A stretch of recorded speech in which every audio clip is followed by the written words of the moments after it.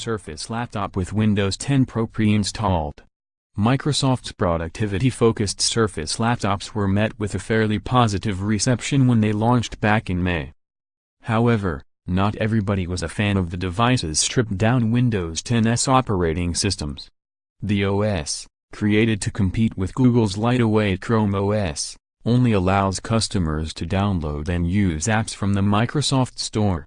Well aware of the fact that some of their customers wouldn't care for Windows 10's, Microsoft has been handing out free Windows 10 Pro upgrades to Surface laptop owners for quite some time, an offer that will run until March 31st.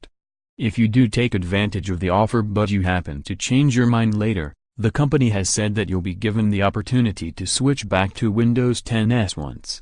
If you want to skip the Windows 10 Pro upgrade process entirely, the software giant has you covered.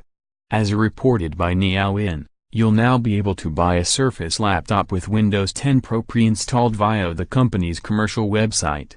The caveats are that it'll cost you an extra $100, bringing the base model's price to $1,199, and the device won't offer any hardware improvements over its Windows 10's counterpart.